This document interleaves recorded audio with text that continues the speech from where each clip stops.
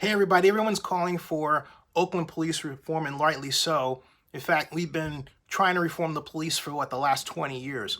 Here's my idea. I've never expressed it before, but I always said this: if I ever ran for mayor, and no, I'm not saying I'm gonna run for mayor of Oakland, but that's where the idea started a long time ago.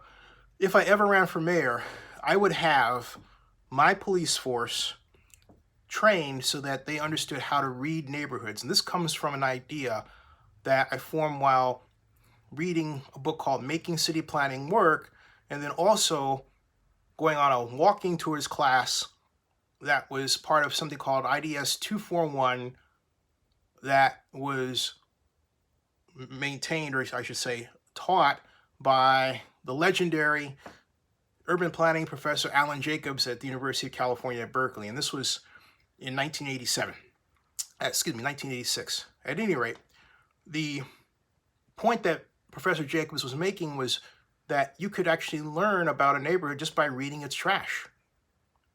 What people threw out was indication of what they were buying and what they were doing. Similarly, police have more of an informal training that way. This would be more formal, but the purpose would be not to figure out what kind of crime a person was doing, but also what kind of economic condition the neighborhood was in, and then also get to know the people in the neighborhood and the businesses and find out what their needs are economically, all the way down to code enforcement. I'm not saying the police have to be the code enforcers. No, in terms of what happens, when you don't replace a window or don't make a certain type of replacement in the type of door and so on. No, I'm saying the reverse. If they talk with someone and that person has a repair need, the police can mate them with a grant program that the city has that gets them the help sooner rather than later. The whole point of this idea is to make the police service delivery people. But with this proviso, you cannot get into a position where you're not telling a person they need help because they have a record or an outstanding warrant or something like that. No, that's a separate issue. If they need help economically, get them the help. Period. End of story. Don't mix one with the other. And if you're found maintaining a type of bribe, in other words, hey, look, I will not do this. I will not give you help unless you turn yourself in, or that sort of thing.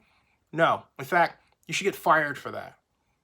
If you find separately that person needs help, and then maybe in the course of doing business find that they do have an outstanding warrant, do not, I repeat, do not use your time acting as an economic development service agent to administer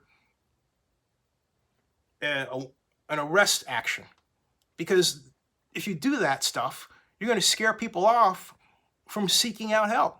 That's not the point. The point is to get people the help they need when they need it to help improve their lives. Now that's on the worst end, all right? The best end is that you get to know where the economic weak spots are in neighborhoods and are in the best position, better position than anybody else to fix them. Because the one thing that economic development organizations don't have in many cities is an army of people actually out there being their eyes and ears and service delivery people, finding out what's wrong, who needs the help, and then getting the help to them, okay? So that's the idea here. And it would entirely alter the way police look at the community and the way the community looks at the police. Subscribe to Zenny62 on YouTube and bookmark oaklandnewsnow.com.